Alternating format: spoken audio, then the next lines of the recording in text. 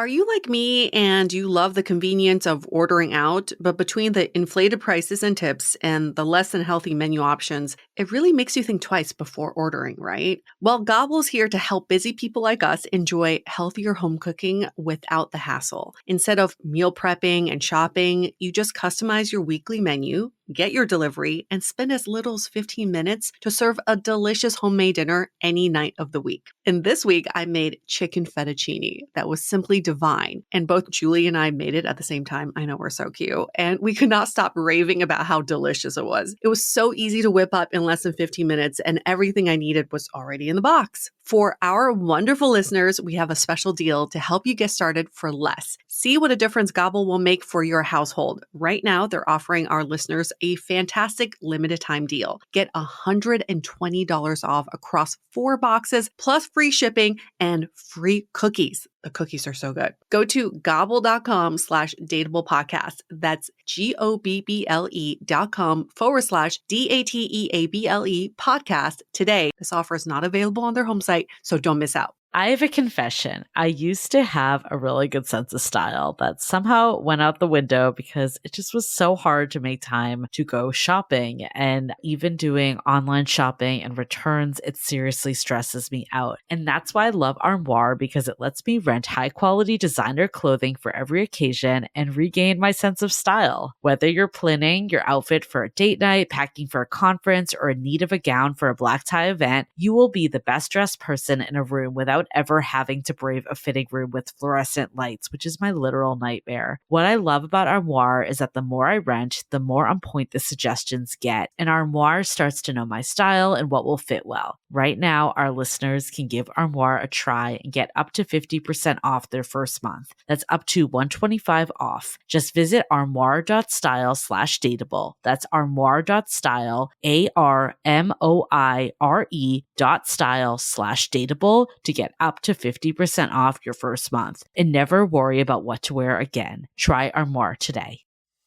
Hi, I'm Yue Xu. And I'm Julie Kraftchick. We're active daters turned dating insiders. Here to dive into everything modern dating and relationships. Welcome to Dateable.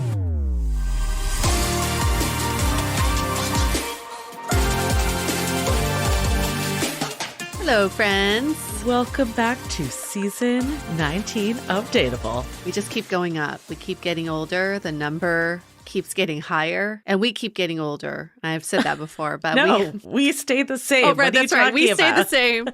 I did meet someone recently who's on like season 25 of their podcast, and that may be the only person I've met who's had more seasons than us. I mean, for people that are new to the show, we've been doing this for a little over 8 years, coming on 9 years. And, we do multiple seasons a year, so it's not like 19 years of doing this. However, it feels like we've grown in 19 seasons. It feels like 19 years. The reason why we did seasons, because some podcasts don't have seasons at all, they just roll right through, is because we wanted a little break between some episodes. So it's kind of nice. We do the off season, a few episodes that are not in the season, but we are still on. Gives us a nice break to just regroup another season of content together. I mean, I think a big piece of it too is we started this in 2015 when podcasts weren't as established. Yeah. And I think you were like, you had an entertainment background too. And that's like how TV shows are done. Yeah. So I think that was a piece of it. Like, oh yeah, that makes sense. But we've learned over the time that we don't really ever take the break that we thought we were going to take. But I do think it gives us a mental break to regroup of like what the theme is each season. Because I think each season, it's not like an explicit like, oh, we're talking about money this season or anything like that. We should, but we will be. But there is like an overarching kind of theme of growth that happens each season. And so we were kind of thinking about season 19. What is it that we really want to hone in on? As you all know, we have a book coming out in January that is a culmination of our 19 seasons of doing this podcast and talking to thousands of daters. And we're not even exaggerating. We've talked to thousands of daters. And if we're going out with a bang, right? A book is coming out at the end of season 19. what is the message that we really want to deliver? And that is, listen, modern dating's fucked up. We know that. We know it's harder than ever before. And we know the system is broken. But we also know that in our almost decade of doing this podcast, some people have completely changed the way they date and gotten themselves to a place where they really love dating. They enjoy the process and they've been able to find a love life that works for them. And have relationships that exceeded expectations. And I think you and I are both that. Absolutely. Along with other people we've talked to, clearly. It's not just the two of us. But if you go back to season 1, you can witness our journey firsthand. And I mean, I just remember like you were very caught into like gender roles and the rules and like how dating worked. And I was very much like that person that looked at dating as a form of validation. I don't think I was able to like put those words in then, but I saw like everything that happened as a reflection of self, like someone that didn't want to date me again or text back. It was all that I wasn't good enough. And I think that really wore on me, and like getting out of these mindsets. And it wasn't just that for both of us. A lot more we'll be diving into. But I think getting out of that and recognizing why dating is setting us up to fail, like the system of dating, that's how we were able to like get out of it and actually enjoy it and actually meet people that we had really wonderful relationships with. We think dating is such a privilege. Think about it. We are one of the first generations to have the liberty to date, to find someone that is for us and purely for us. So in theory, it should be very enjoyable and fun, and it's part of the process. Not like we're all trying so hard to get into relationships, you know, like to be saved. But the system of modern dating has trapped us in this thinking that it's supposed to be hard. It's supposed to be a grind. It's supposed to be a job. And once you get in a relationship, you get saved, which is, we all know that's not true. So in this book and also in this season, we're going to uncover what is it that we can start doing today, that we can start exercising the privilege of dating, enjoy the process of dating, and rise above this bullshit that modern dating has created for us. I mean, you and I were talking about this the other day. And I think it's not just dating. I think this is all parts of life. I feel like in today's world, with like the internet and just information overload, there's just so much info getting sent to you at all times. Like I was thinking about like, obviously I'm full-time on this podcast now, and we went to a podcast conference, and sometimes it's like a little stifling of like, what should I be focused on? Because there's just so many things we heard at this conference, like to the point that it was overwhelming and contradictory. Like some people were like, focus on this. That's what moves the needle. Focus on that. Like this is what is worth your time. And it's just like, how do I even know that that's valid? Like, how do I know that this is a good investment of my time and resources? And I feel the same way about like health. Like sometimes it's like hard to get started with exercise or eating right because you know, there's one diet that's telling you don't eat any meat. Another diet that's like, all you should do is eat meat.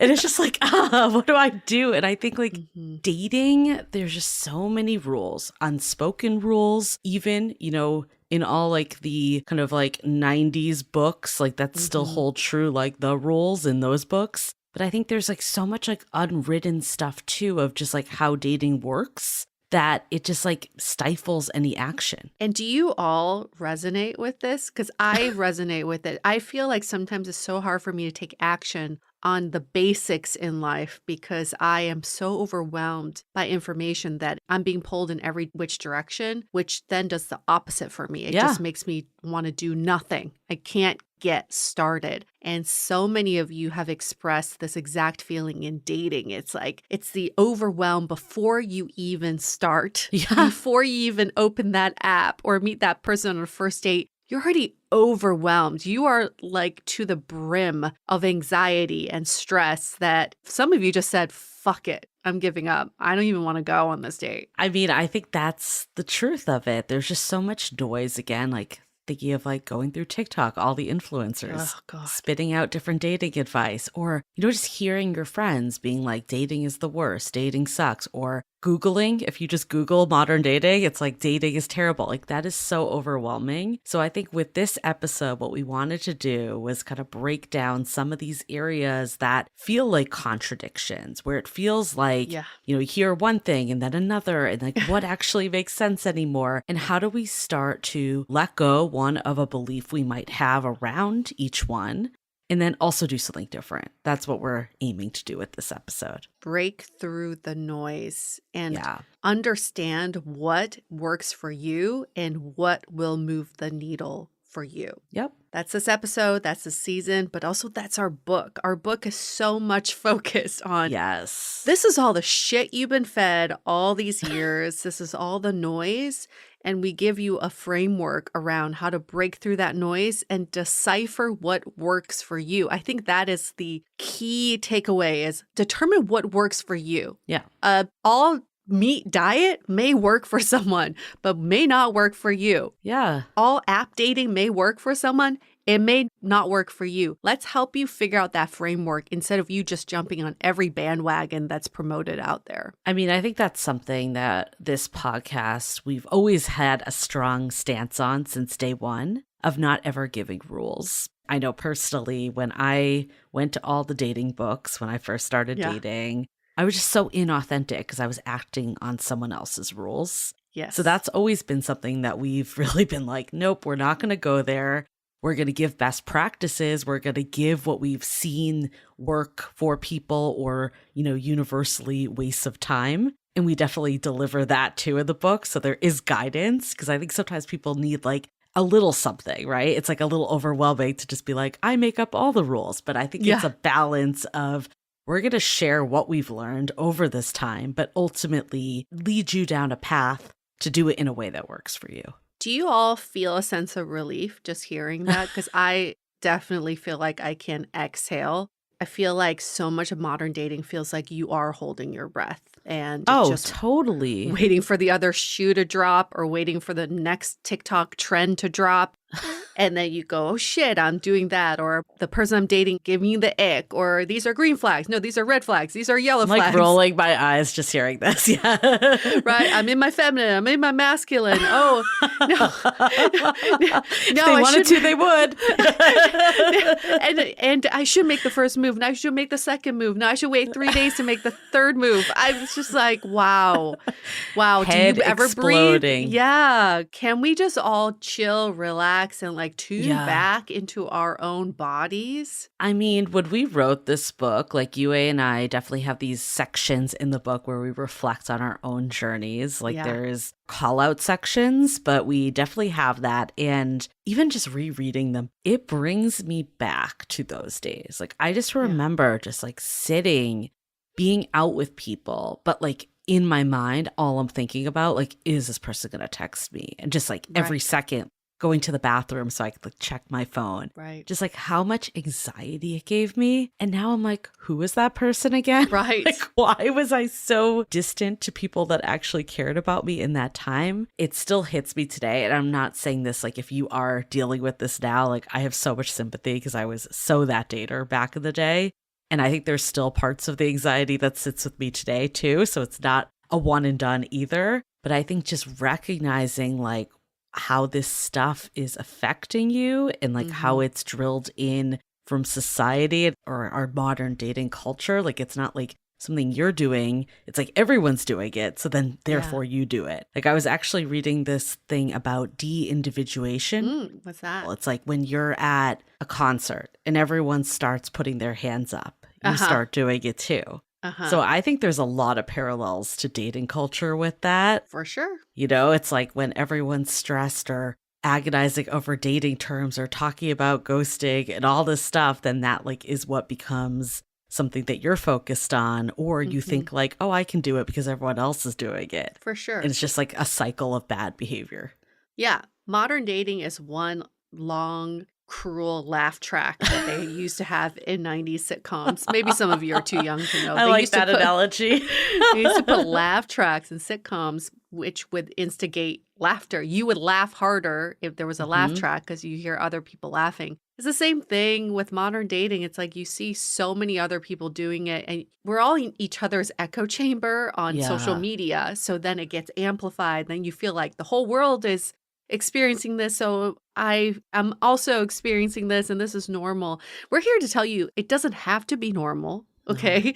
We don't have to accept that as the normal. And there is control that needs to be taken back in our Yeah. hands to move past what modern dating is today. Because if we keep going down this path, we're calling this a love crisis, an impending love crisis. We're at the front of it already. It's like this impending recession. Yeah. There is a impending love recession and the stock market is tanking, and we see this crashing in a few years if we keep going down this path. So not to toot our own horn, but we really think this book can save us from an ultimate love stock market crash. A love crash. I like it. Oh, love crash. Love crash. I was like thinking as we were talking, I definitely want to link the episode that we did with our friend Sonica in this because it was called The Lowest Common Denominator. And I think it sums up so much of this behavior. So if you haven't listened to that episode yet, check out the show notes. We're going to start linking relevant episodes too. So I know like when I'm listening to podcasts, I've been listening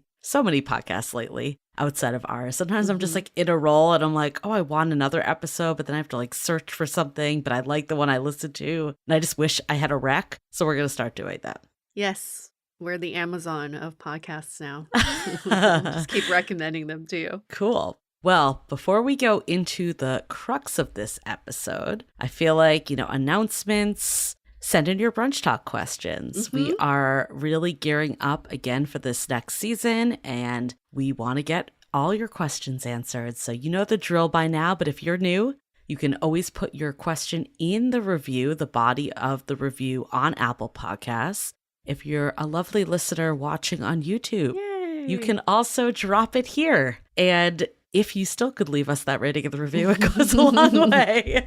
But you also can DM, email us. There's many ways of getting in touch with us. And, we're saying the review just because like reviews do matter so much. And, the more with this book and all this, we want to be able to spread the word on other podcasts. So when we have like 1K reviews, like people look at us and they're just like, yeah, they're legit. So help us get to 1K on Apple. That is our goal. I think we're actually pretty close to 500 on Spotify, but keep them coming there. If we get to 1K there too, that would be incredible. So yeah, and if you're a Spotify listener, like we have a way that you can leave your takeaways from every episode. We love getting those. We'll definitely read some on air if we get some good ones. So make sure to leave them. From time to time, we'll put up polls there. And of course, follow us on Instagram at Dateable Podcasts. That's actually where a lot of this comes from today. The inspo of this whole episode came from a post that we put up that got some good response. So we were like, let's dive in deeper. Yeah. So you can see things in more written format. And of course, last announcement, pre-order our book. Woo! Pre-orders, it matters a lot in the publishing world. UA and I are still trying to wrap our heads around the publishing world. We'll never understand it. And publishing world is like modern dating. It's a head scratcher. But it does make a big difference of like how much distribution this book gets. And our main goal of this book is to get it into as many hands as possible so people start dating differently. Yes. Because we don't really want to hear about at parties like why modern dating sucks. Like we just don't care. We don't want to hear it anymore. I know. We want to change the convo, and we think this book will change the convo. Gift it to your friends, gift it to your family, gift it to someone you think will probably need this in 6 months, to have the foresight to understand what your friends need right now. That person that just hits you up with dating advice all the time and you're like, I just don't, it's draining. Give them this book. There's so many ways. Sure is. But howtobedateable.com, you can go there. It's also many links on our direct website, dateablepodcast.com. You can find it. It's also linked to the show notes. Yes. And then you don't get charged till January. Yeah. So just basically like you're putting it on hold right now. Yep. Then you get a nice surprise come January 28th. And we will actually be revealing some freebies too in the upcoming months that you will get even if you pre-order now. So all of that is locked in at that point. I was like, what is UA doing? For all our YouTubers, Yeah, for you all got of like an up everybody on close and YouTube. personal view of UA, but she's grabbing the book to show you. Early edition copy of our book. It's a galley copy, meaning it's not the final one, but you get a sense of how pretty the cover is and how many words there are in there. It's a hefty book, but it's a fast read. Yeah. So my partner actually is away on a business trip and he took the galley with him. That's adorable. So yeah, it's not the final copy. It also is paperback. So if you see us with a paperback, that's why paperback isn't actually going to come out for like another year, but hardcover and audiobook, you can pre-order audiobook. We've been getting a lot of questions about that. Kindle, all those are good to go. Compact disc, as we found out recently. We need to figure out what that is. We saw that on a website and we're just like, yeah, we need to ask someone about this. It's more expensive than the book, but you get a CD that you can. Someone did ask me the other day what a CD was, and I had to say compact disc, and they said, "What's that?" So if you want to go retro, if you want to, yes, you wouldn't know how to play it, but you'll look so cool with it. We need to ask our editor about this. I'm just like baffled that this is even an option. Can someone just order one? Just pre-order a CD, just so we say we had one sale in a CD. We'll probably be like on the top 5 list of CDs sold that week. Like the only one. The only one selling CDs. Love it. We have so much to get into, but before we do, let's hear a message from our sponsors. Hope you all are having the most magical summer, and you know what would make it even better? Some feel-good gummies from Via. Trusted by over 250,000 customers, Via's hemp products are the Swiss Army knife of wellness. Like, you need to chill out after a long day? Well, there's a Via gummy for that. Dealing with anxiety or stress? There's a gummy for that. Want to set the mood in the bedroom? Oh, there's definitely a gummy for that, because Via has developed a unique blend of pleasure-enhancing, libido-strengthening ingredients and a medium dose of THC all into one mind-blowing gummy called High Love, which is their best-selling gummy. It's also my go-to because it completely awakens my senses and increases blood flow, making me feel so darn good, either by myself or with a partner. If you're over 21, head to viahemp.com and use the code DATEABLE to receive 15% off. That's VIIA hemp.com and use the code DATEABLE, DATEABLE, at checkout. Please support our show and tell them we sent you. Take your passion and pleasure to a whole new level with High Love from Via Hemp. Summer has flown by, and I can't believe we're already gearing up for fall. Fall is by far my favorite time of year, from the start of cuffing season to the fall fashion. Luckily, Quince makes shifting your wardrobe a breeze and a little too much fun because of their timeless and high-quality items that allows my wardrobe to stay fresh without blowing my budget. The best part, all Quince items are priced 50 to 80% less than similar brands. I got their signature cashmere sweater and tan for only $50, and I cannot get over the price point for how silky soft the quality is. And I just feel so fancy that I have cashmere in my closet now, and even happier that I got it at that affordable price. By partnering directly with top factories, Quince cuts out the cost of the middleman and passes the savings on to us. And Quince only works with factories that use safe, ethical, and responsible manufacturing practices and premium fabrics and finishes. Make switching seasons a breeze with Quince's high-quality closet essentials. Go to quince.com/dateable for free shipping on your order and 365-day returns. That's QUINCE.com/dateable to get free shipping and 365-day returns. Quince.com/dateable. Okay, so we wanted to break down some of the paradoxes that we see in modern dating. Like I shared before, we put up a post on Instagram that went into just 5, and we want to just dive in a little more of like what these meant and also what do you do about it? You know, like we can say what's wrong, we can say what's confusing, but ultimately we want to like change it and not just complain about it. What are we talking about? There are these contradictions in dating that we just cannot understand how they coexist at once. It's like we say one thing and then we do something else. We want one thing and then we ask for something else. So we're going to go through all these contradictions. I guess we'll start with the first one. I mean, this one blows my mind. And I think this is something that even in our Facebook group, we used to always hear people complaining about. there's not enough good people out there. There's not enough people on the apps. But then all of them were out there. And I'm just like, I don't understand like how people cannot find each other in this world. So what we hear all the time is there are too many options of people to date, so much that there is a paradox of choice. Yet there is no one good out there. No one good. There's so many people. I don't know which app to go on. I don't know which event to go to. The world is so open up with options now. But when I go out there, there's no one there. There's no one. There are no fish in the sea, guys, reporting back. I mean, this is like one of those things. I do remember this feeling like you're on a dating app and you're just like going through hundreds of people, yet like no one's talking to you. No one's matching back, or you don't see people that you think are interesting. And you're just like, how am I going through all these people, yet nothing's happening? And it goes back to what we think is a trap, a typical trap in modern dating. It's the expectation of love on demand. It's the Amazon effect that we want instant and effortless connection. Like we can just say, okay, I'm ready for someone now. Okay, deliver me someone. And we don't go through the effort of connecting, relating, and getting to know someone. Yeah, relation shopping is what it is. Yeah. Right? It's like, I think with apps, like there's this feeling of like, I'm on there.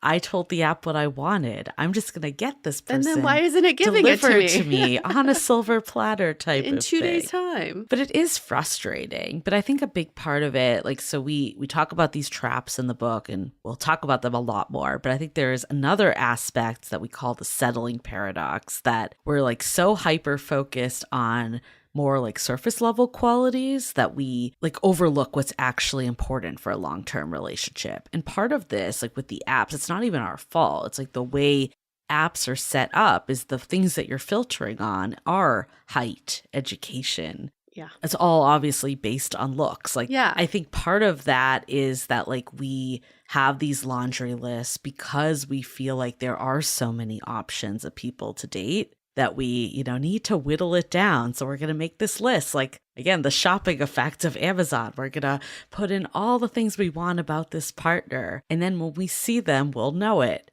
But then the problem is like, that actually isn't reflective of who a good partner is. We feel this so much animosity towards dating apps because we feel like an app's supposed to be a matchmaker. Yeah. We feel like, oh, I gave you all my requirements and this is the crap you give back to me. What apps do is just introduce. It's not matching. Yeah. It says it's a match, but it's not a match. It's just introducing you to based on these superficial filters that we have, which don't really mean anything at all. I had someone get really upset that their filter was to age 42 and the app gave them someone 43. I'm like, really? That 1 year? Does that matter? Yeah. Yeah. Does that really matter in the long run? Because people are just going to get older. So we have animosity towards these apps and to anything that's dating related because we feel like, oh, I already outsource that job to someone and they should be giving me all these matches. We forget that there's another step is that we get introduced to these people and then we still have to find connection and find a way to relate and understand the humans that are presented to us. I think there's an inherent flaw with dating apps that you just can't tell who they are either, the people. It's just not a representation of the person. Like we hear all the time of people like, oh, I would have totally passed up my partner that I met in person on a dating app. And that's so true. And I was actually listening to this podcast with Mark Manson. It was on his podcast. And he was talking about how like when he met his wife, he was like afraid like he was giving up all the options. But he realized that like actually the depth is what he wanted. Yes. And like a depth of connection that you just can't get. And I think like when I was definitely in the thick of dating, when dating apps like first came out and I was like newer to dating, kind of in serial dating mode, I was really exploring all the options. And I think it served a purpose to some degree to like get me comfortable and to get out there and all that. But nothing ever went past the third date, like ever. And it's because I didn't get to a depth with anyone. It felt surface level. It felt superficial. And if that's what you're looking for, that is exactly what you're going to be getting. But if you are looking to build a life with someone and to understand if there's a future with someone, you have to give them more time. Yeah. People need time to show themselves. And I remember getting to this chapter in our book while I was in the middle of my disgusting breakup. And I was like, all of a sudden overnight went from, in a 5-year relationship to single. Yeah. And I remember thinking like, oh gosh, when I start dating again, my goal is not to acquire as many Yeah. people as possible. I'm not trying to build my funnel here. I really want to get to the depth of conversation that I've really enjoyed in a relationship. And maybe this also means building deeper friendships. Because I think sometimes Yeah. we think this deepness comes just from a romantic relationship. Well, if you don't know what a deep friendship looks like, you may not know what a deep relationship looks like too. It was a very holistic approach for me to think, okay, I'm not like in this acquisition game anymore. I just want to build more depth with the people I already know. I mean, I think that's a really great way to think about it, that like that's not the norm of dating today. No. It's to like numbers game, go on Yeah. as many dates as possible. And I think this illusion of finding the perfect person because of so much choice makes what's in front of you not seem like the best option. Like anytime there's something that's a little bit of an ick, a little bit of a red flag, then we're out. Yeah. That's why we're like, there's no one good out there. But the reality is we all have icks. We all have red flags. Like, we're not telling you to be with someone where there is like a deal breaker, that they're mistreating you or anything. But we've seen just like ridiculous red flags too. Like, oh, they mispronounced one word, or they texted and had a spelling error or something. And it's just like, they're human at the end of the day. It doesn't mean that they're like a dumb person. Yeah. So we want to give you some actionable steps for each of these paradoxes. I don't even know. Is that the plural of paradox? But it is, on one hand, is what is a belief that you can start shedding today? And then 2 is an action that we suggest you to take. So the belief we're suggesting you shed here is the whole like, I'll know it when I see it. Yeah. That there is that perfect person for me. I'm like, when I see my soulmate, my whole entire soul and body will just know it.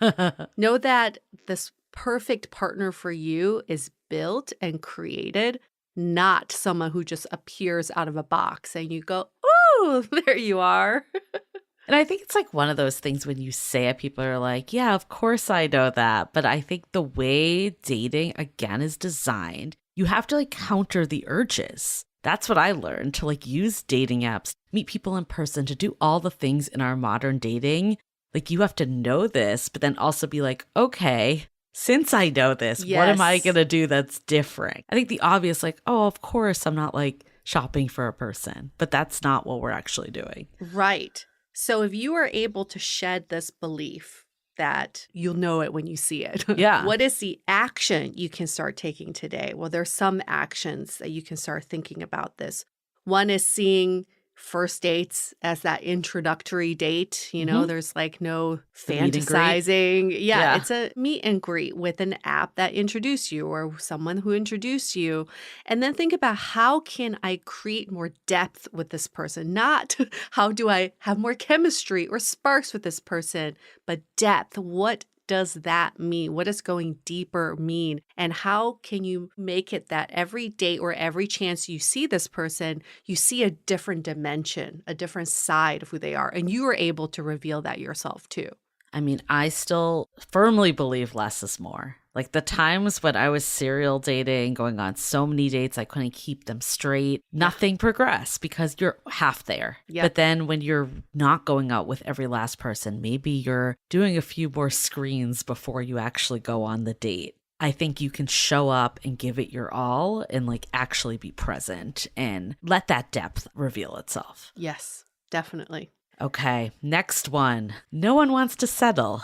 Yet we settle for situationships, which is the absolute lowest form of commitment there is. We settle for all the bullshit. Yeah. It's like, oh, nobody wants to settle, but I'll settle for someone canceling on me last minute or someone not returning a call that was urgent, or we settle for all this bad behavior and then we complain that nobody wants to settle down or Yeah. settle into a commitment. That is like the settling paradox that Julie was talking about in our first scenario. To the T. To the T. We overlook so many of the qualities that matter in a relationship, yet we settle for all the bullshit that are detrimental in a relationship. I mean, it kind of ties into that first one too, that like we feel like a connection is so rare that there's like a scarcity mindset. Yeah. Even though there's so many people and so many options. Yeah. But when you meet someone that's like, you know, you have connection with, and that instant connection usually, and chemistry, and they have all the stuff on your list, you kind of just want to make it work. And even if they're not on the same page of treating you well, I mean, so many times I did this that I'm like, it's okay. Like they say they don't want a relationship, but like things will change. Yeah. It'll turn around because I know that they're going to like feel that way once things keep going. And it's like, well, if they're not giving you what you want, you are settling for something that's actually not true to your needs at all. There is inherently this problem going on in modern dating, and you may have seen it with your friends, but we've certainly seen it with our friends. Why is it in so many relationships or like early relationships, I always see a person who's so ready to settle chasing after the person who's so not ready to settle. And then they complain that nobody wants to settle. Yet I know so many other people who do want to settle. Somehow these people aren't finding each other. Yep. I have many friends who are like, I'm so ready to be in a relationship.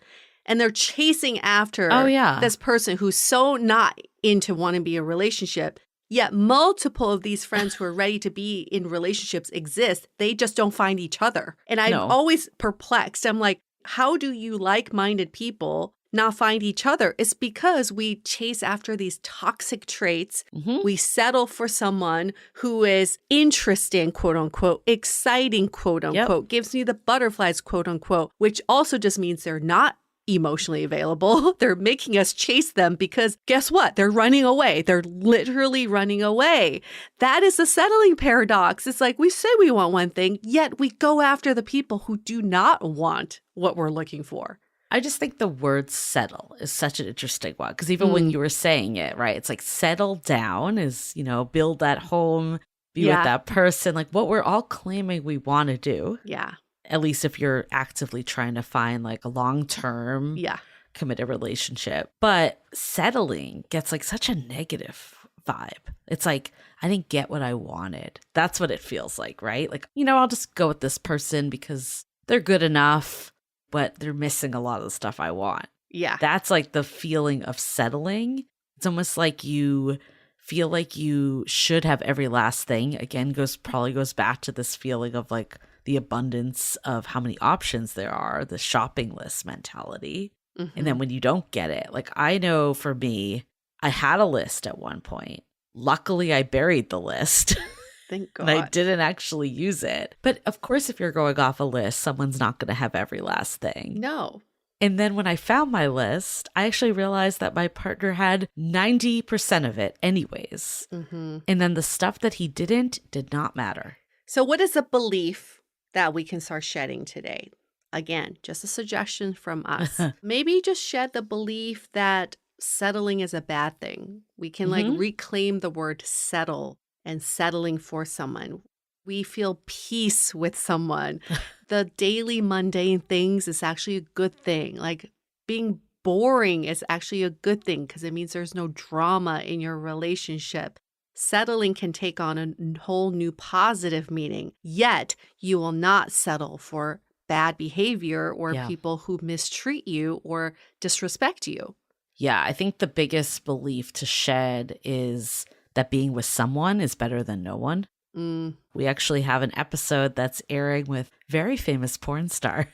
That was, you know, she was talking about this, even porn stars, even like celebrities. She was like, but if I give this person up, then I don't have anyone. And I think a lot of people are in that mentality. I can remember when I was in that mentality of like, this is the person, it's the present bias of like, this is who's here now. and you don't think there's going to be someone better.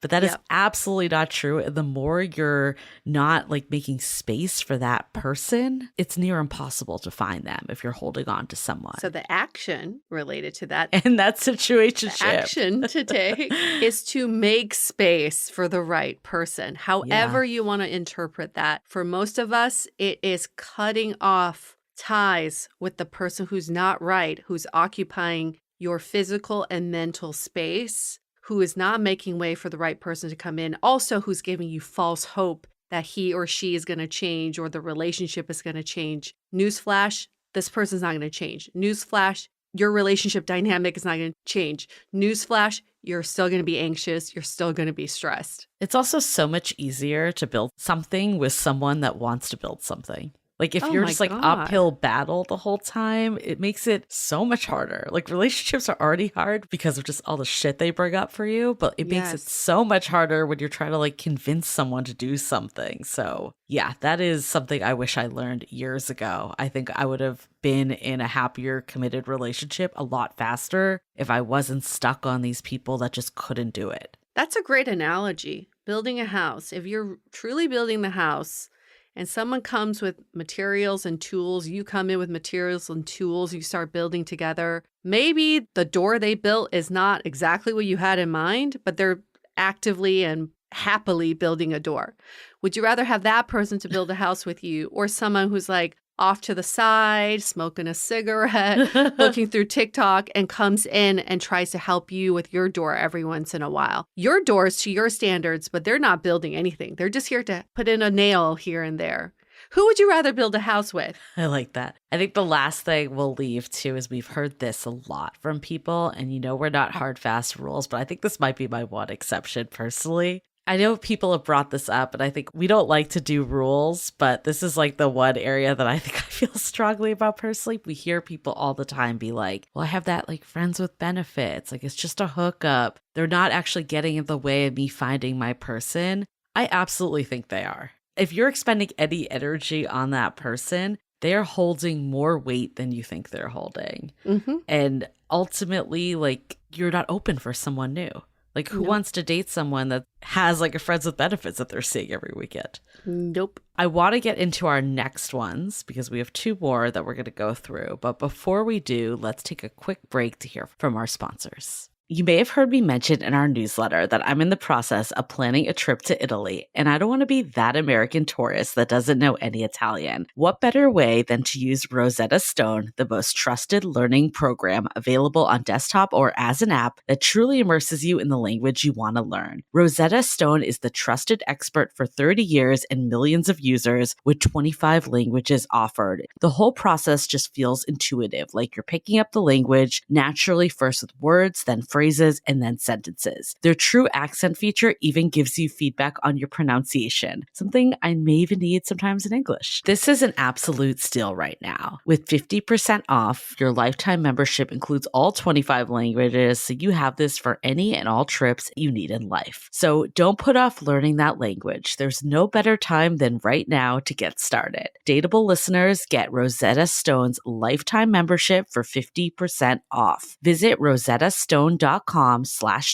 That's 50% off unlimited access to 25 language courses for the rest of your life. Redeem your 50% off at rosettastone.com/today today. Summer has flown by, and I can't believe we're already gearing up for fall. Fall is by far my favorite time of year, from the start of cuffing season to the fall fashion. Luckily, Quince makes shifting your wardrobe a breeze and a little too much fun because of their timeless and high-quality items that allows my wardrobe to stay fresh without blowing my budget. The best part, all Quince items are priced 50 to 80% less than similar brands. I got their signature cashmere sweater and tan for only $50, and I cannot get over the price point for how silky soft the quality is. And I just feel so fancy that I have cashmere in my closet now, and even happier that I got it at that affordable price. By partnering directly with top factories, Quince cuts out the cost of the middleman and passes the savings on to us. And Quince only works with factories that use safe, ethical, and responsible manufacturing practices and premium fabrics and finishes. Make switching seasons a breeze with Quince's high-quality closet essentials. Go to quince.com/style quince.com/dateable for free shipping on your order and 365-day returns. That's QUINCE.com/dateable to get free shipping and 365-day returns. Quince.com/dateable. Hey everyone, a quick message about our Meeting People IRL Masterclass, Kickstarter, or whatever we're calling it these days. But regardless, this will be closing on August 31st. And, summer might be coming to a close, but there's clearly so many more opportunities this fall to meet people in real life. So we will never tell you to join a run club, but you can find your run club, i.e. that place that you meet like-minded people doing activities that you actually enjoy. So for 1 hour that you can do on your time, you'll learn exactly where to find those perfect spots for you and also get tips and advice on approaching and being approachable so you can be so much more effective while out in the wild. So again, we've heard great things from the people that have already done this, and we look forward to more of you doing it. So again, use the code DATEABLE and you can go to dateablepodcast.com/programs. Okay, technically 3 more, but these 2 go hand in hand, so we'll put them together. But the first one is we'll spend hours and hours dissecting our relationship problems with our therapists and friends, yet we're afraid to work on our relationship with the actual people involved. And then the next one is we spend every waking moment glued to our phones, texting, messaging, yet we have a hard time communicating in a relationship. I think crux of both of them is lack of communication with the actual person.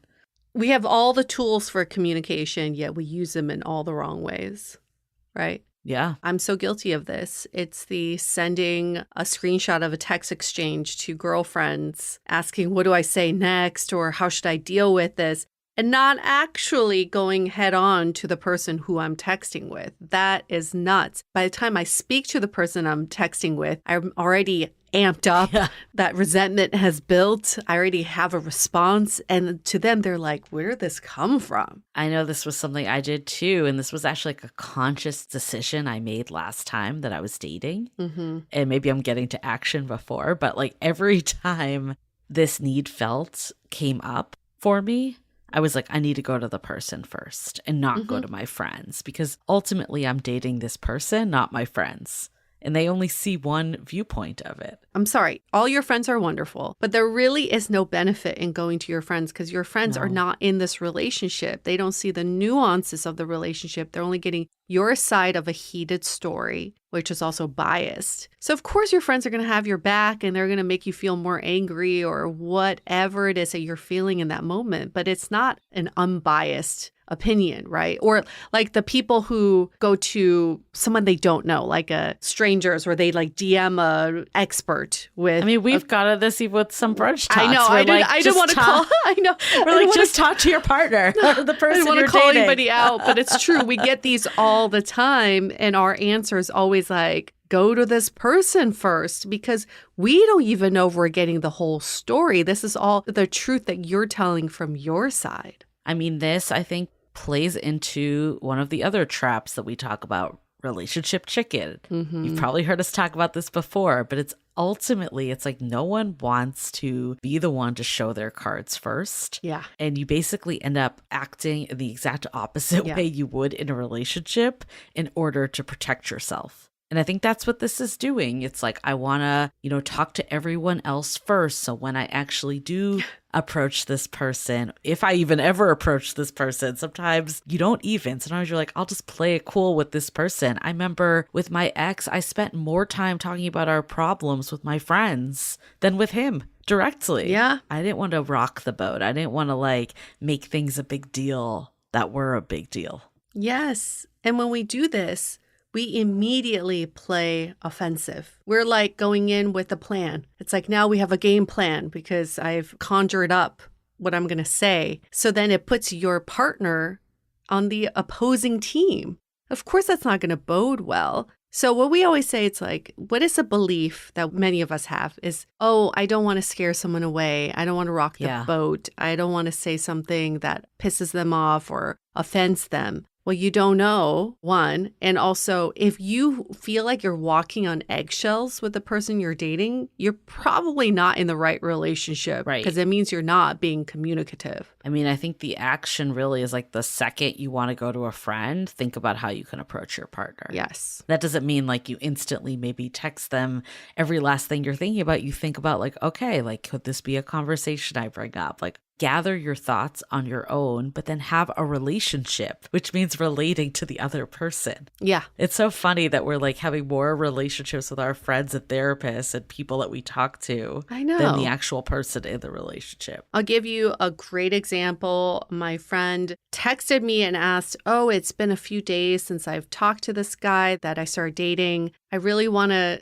say something cute and fun. I don't want to come off like, hey, we haven't talked in a while. What should I say?" And I was like, well, first of all, I'm not ChatGPT. I'm not going to give you some witty response or But some even witty ChatGPT text. would be terrible. It'd be terrible because ChatGPT is not in your relationship.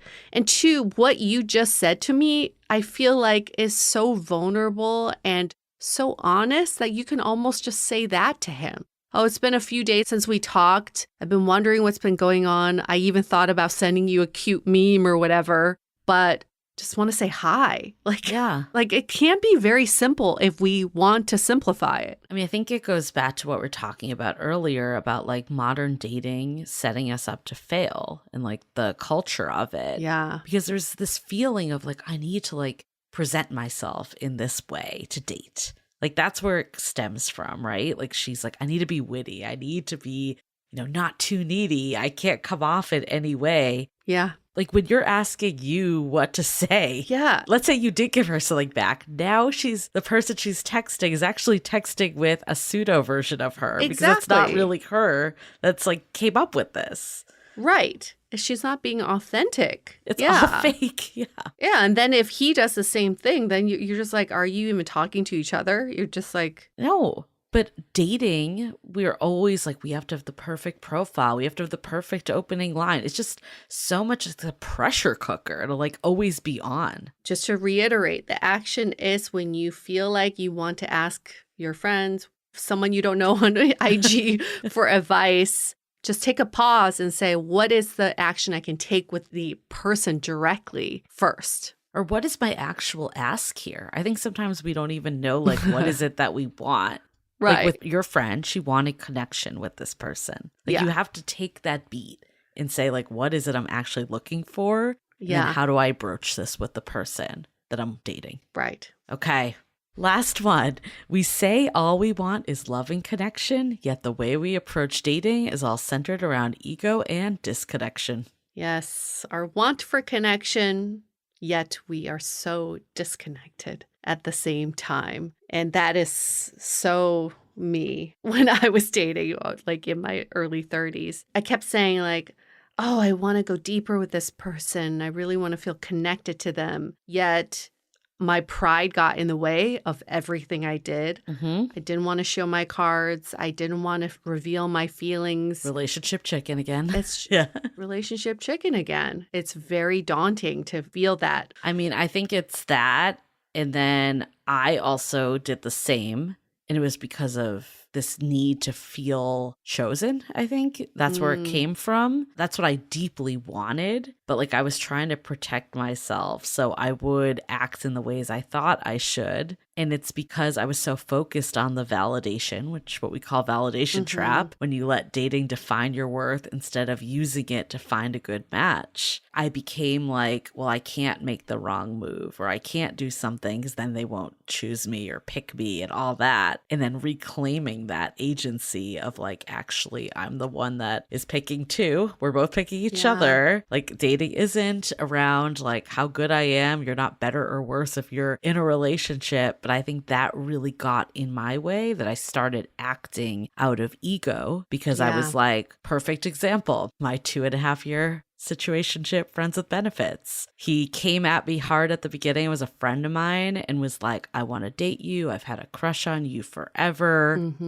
And like initially I was like, I don't know, maybe this isn't the right person for me. Yeah. But then I was like, well, let me give it a chance. Let me, try it out. And I kind of came around to the idea of dating. And at that point, he's like, actually, I don't want a relationship, like pulled the Yeah. rug under me. And at that point, it became like a quest to prove him wrong, to like validate myself. And like, ultimately, I thought I was like in love with this person, but I really think it was just my ego that I was trying to like protect and to show myself that I could like get this person, even though ultimately I didn't. So it was like this trap and cycle of, using validation to get more validation and then not getting the validation and feeling not validated. And that's just a dangerous place in dating. It's really fascinating to me how much we say we want love, connection, but then that feeling of wanting to be validated trumps all of that. I see this a lot in early dating. It's like people go into dating with this very ambitious view, like I'm going to stand my ground and I'm going to express my needs and I'm going to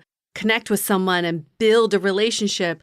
But then as soon as like that second date comes around, it's like, pick when me, feelings please. Start, Please ask me out again, please. Please show that you like me. And even though you haven't decided if you felt that connection yet, you've already built a relationship based on how they feel about you. Yeah. And I think the ego plays in too when you're like, well, I don't want to be the person to text first again because I did it last time. It's so like, the just pettiness that happens with dating. Yeah. Like all of that. And ultimately, what drives connection? It is, telling this person that you want to hang out with them, you want to spend time with them. If you're just like, well, I'm going to wait 5 days and not respond to them 4 hours after they text me because I want to like have the upper hand, that's like the complete opposite. Right. I still love How to Lose a Guy in 10 Days because I rewatched it on the plane. Because the concept is, here's a girl intentionally trying to lose this guy in 10 days and a guy intentionally trying to make her fall in love with him. Such a good concept. It's such a good concept because she was doing basically everything and anything. And if he had the lens of, oh, I just want to see if she'll fall in love with me, of course he's going to see all these as like quirks. Yeah. She's so quirky. And there's like so many different dimensions to who she is. Yeah. The more curveballs she throws at him, the more she realizes like how accepting he is of who she is. I mean, like maybe we should go into dating with that concept. It's not like you're trying to win the other person over, but like you're just trying to create a dynamic where you both see and understand each other. Yeah, you're putting it out there. Like I remember talking to one of our mutual friends and she's like, I just want to go on a date and just like word vomit, like everything that's going on. Just put it all out there. So at least you're putting it out there. And I think there's like a line of maybe too much at once, but I think there's something behind this idea of just showing the real you that I stand behind. And I think embracing rejection. Like before I met my partner, when I was dating the last time, I got rejected more times than I've ever gotten rejected in my life. I wasn't discouraged by it because I was like, I'm putting myself out there as myself. Yeah. And if someone can't meet that, they're not the right person. And like having that mentality in the past me would not have had that mentality. I would have been like, something's wrong with me. Like, why am I so broken? Like, again, tying self-worth to dating, which is something I was very, very guilty of. But I think the more you can just see it as like, I'm being authentic, I'm acting out of a place of love and connection. And if someone can't meet me, then they can't meet me. It's not like I'm doing something wrong. Do you really want to be in a relationship where you feel like you're just not being yourself? That no. Everything you're saying, you have to filter before you say it. Everything you do, you have to think about, is this going to scare this person off? Is this going to be offensive to them? How tiring is that? And think about the last date you were on where when you got home, you were just beat, completely drained and exhausted. Yes, some of it could be from the nerves of the date, but mostly it's probably because you holding back, you repressing parts of yourself. And that heaviness comes from just like not being authentic.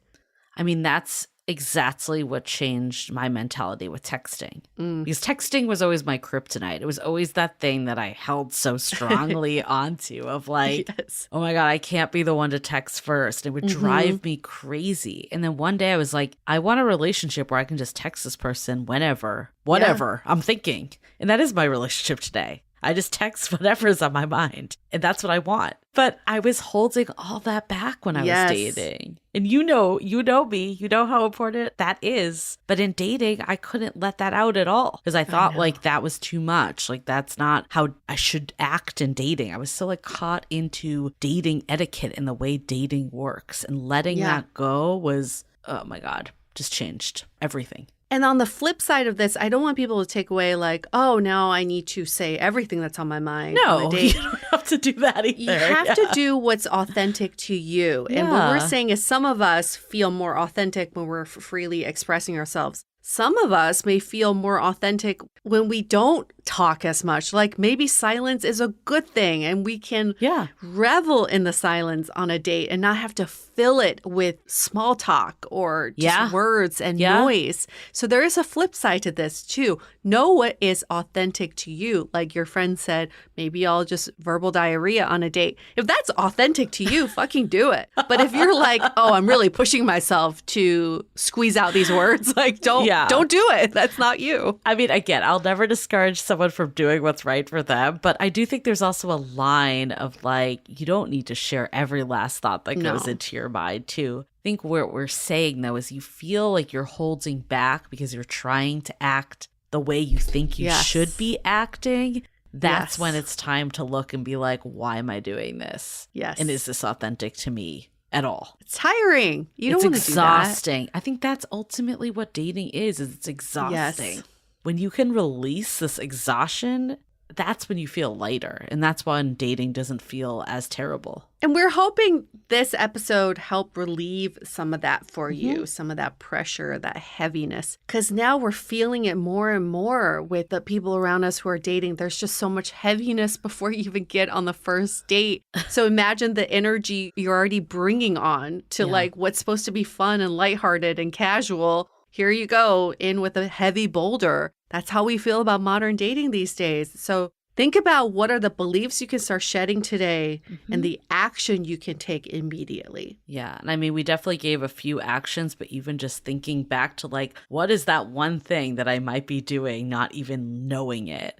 Like, I think for me, I'll just use an example that was a change I made that was huge, was this feeling like there's no one good out there. Most dates aren't going to result in second dates. I might as well not even put this person's contact info in my phone. Yep. And then you're showing up in such a bad mentality. Like this person isn't even worth getting to know, or you don't believe it's going to go anywhere. And then changing that little thing of just putting their name in my phone with this assumption, like I will see this person again, it made me show up so much more presently. They became a person?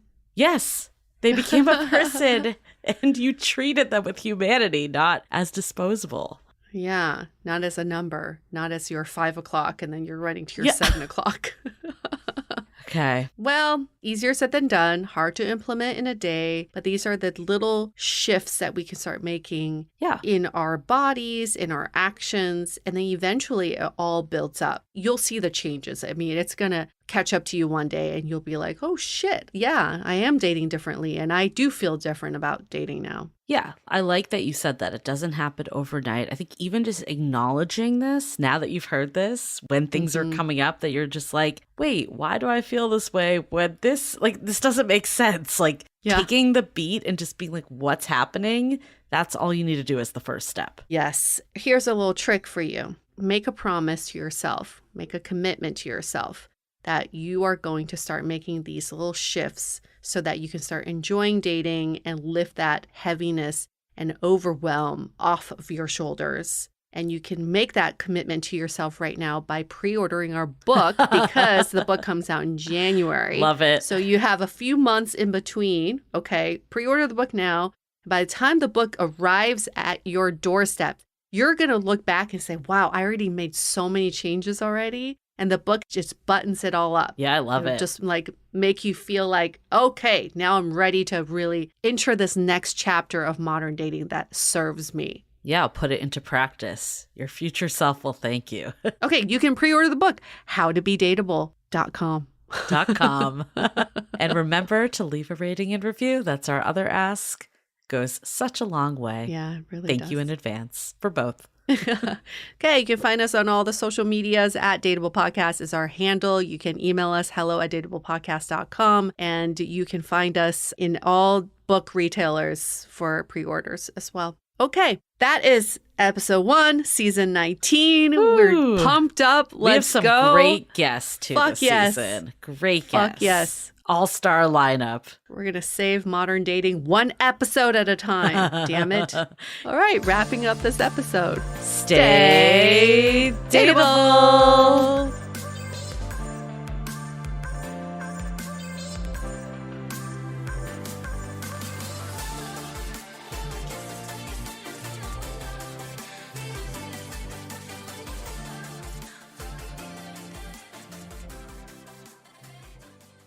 Before you leave this episode, just a reminder to head over to dateablepodcast.com/programs if you want to get in on our Meeting People IRL Masterclass and see what else we have in store.